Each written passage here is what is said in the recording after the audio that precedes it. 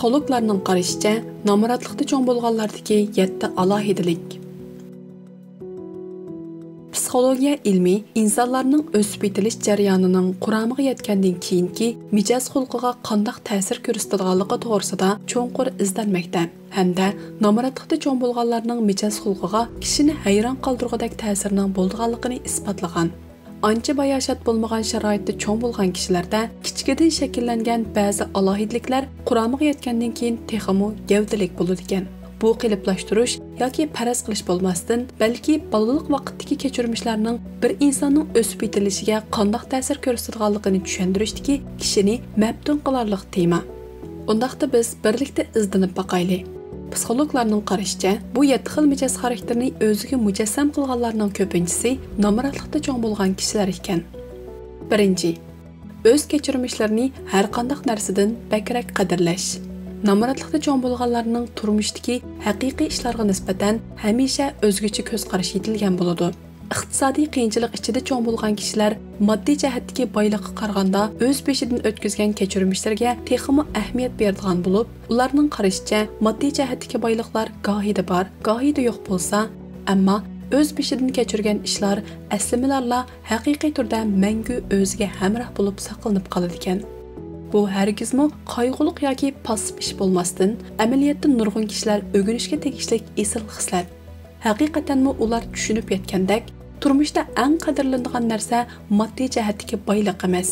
U insonlarning nimaga ehtiyojli ekanligi bilan nimani orzu qilganlik o'tirsidagi farqni tushunishi hamda turmushdagi eng ahamiyatli daqiqalarning hamisha boylik bilan o'lchanmaydiganligini tunib yetishiga bog'liq.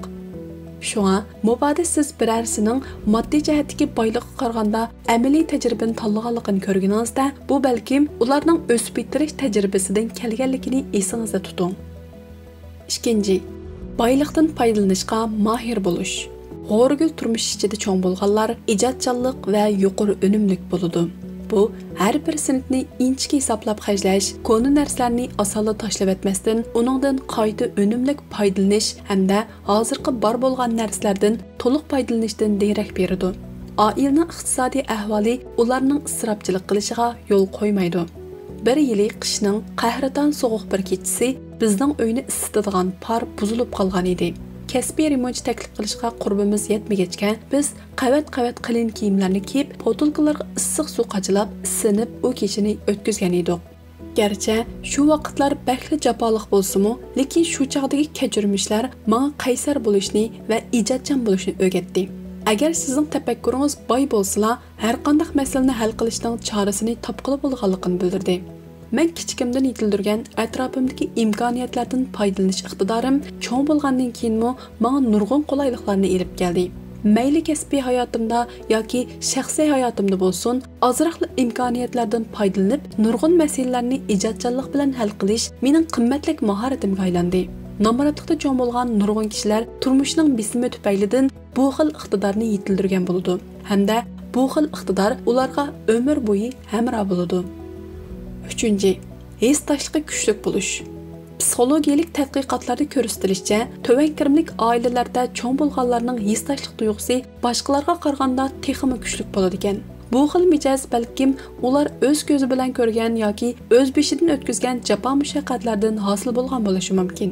Boshqalarning yetarsizligi yoki boshqalarning o'sal ahvolga tushib qolganligini ko'rganda, ularni tushunishga tirishish va boshqalarga cho'nqur his taşlık qilish kayfiyatida bo'ladi.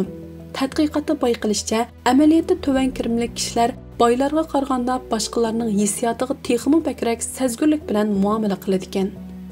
Bu xil hissashlik qilish iqtidori quramiga yetgandan keyin ko'p xil shaklda namoyon bo'ladi. Masalan, kuyimchan do'st yoki hamrohga aylanishdan tortib, toki boshqalarga yordam beradigan kasbni tanlash degandek. Mana bu qiyinchilikda cho'ng bo'lgan kechirmishlardan hosil bo'lgan qaysarlik xarakterning kuchli namoyandasidir. 4.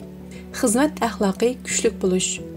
G'o'rgul oilalarda cho'ng bo'lgan kishilarning bir aloyidaligi ular kuchlik xizmat axloqini yetildirgan bo'ladi. Kichkidan tortibla pulning qadriga yetib cho'ng bo'lg'achqa hamisha o'zi va oilasidagilar uchun texmi yaxshi turmush barpo qilish uchun tirishadi va irodasi qat'iy bo'ladi. Ular jafoliq ishlashning hozirgi ahvolini o'zgartirishning halqiliq ochquchi ekanligini biladi. bu hargizmi boy oilada cho'ng bo'lganlar tirishib ishlamaydi deganlik emas. Ammo iqtisodiy qiyinchilikni boshdan kechirib cho'ng bo'lganlar o'zida hamisha boshqalardan farqlanib turgan bir xil harakatlantirgich kuch va qat'iylikni yetildirgan bo'ladi. Bu xil harmay talmay ishlash axloqi qiyinchilikni yengish va quramga yetganda shaxsiy va kasbiy muvaffaqiyatlarni qo'lga keltirishning kuchli quroli bo'la oladi. Shundaqla ashu baldurli iqtisodiy xirisga duch kelganlarda ifodalangan qaysarlik va kuchlilikda isbotlangan. 5. Kichikkina ishlardanmi xushallik tepish. Kichikimda oilamizning iqtisodiy ahvoli hashamatlik sayohatlarni qilishga yoki qimmat o'yinchoqlarni sotib olishga yor bermaydi. Ammo biz eng odatdagi ishlardan xushallik tepishni bilatdik. Masalan, tug'ilgan kunlarda o'z qo'limiz bilan tort yasash, arqa o'ylimizda top tashlash o'yini o'ynash yoki havo ochiq kunlarda bog'chada sayl qilish degandek ishlar bizning alohida paytlarimiz edi. Bu xil hissiyot men cho'ng bo'lgan sari qalbimda texmi cho'nqur yildiz tortdi. Men oddiy ishlarga rahmat aytishni, kichikkina xushallikdan huzurlanishni o'rgandim. Yaxshi kitob, bir stakan qahva, biror do'stim bilan ko'ngillik o'ltirib paranglashish qatorliqlar hozir men uchun haqiqatan muhim bilinadi. Nomratchilikda cho'ng bo'lgan nurg'un kishilar eng oddiy ishlardan xushallik topa oladigan iqtidorni hozirlagan bo'ladi. Bu bir go'zal xislat. U bizga turmushdagi haqiqiy muhim ishlarni eslatib turadi. 6. Chidamchanligi kuchli bo'lish. Nomratlikda cho'ng bo'lganlarning yana bir o'rtaq qaloidiligi chidamchanlik. Yosh chaqlarda jafo mushaqqatga va kelishmaslikka bardoshlik berish tasga to'xtaydi. Ammo u ichki kuchliklikni va qiyin ahvollardan bo'sib o'tish iqtidorini yetildiradi. Bu xil chidamchanlik faqatla jafo mushaqqatga chidab o'tib ketish bo'lmasdan, balki qiyinchilik ichida pishib tavlanish, o'ngishsizliklardan bo'sib o'tib, ularni muvaffaqiyat qozonish yo'lidagi toshga aylantirish.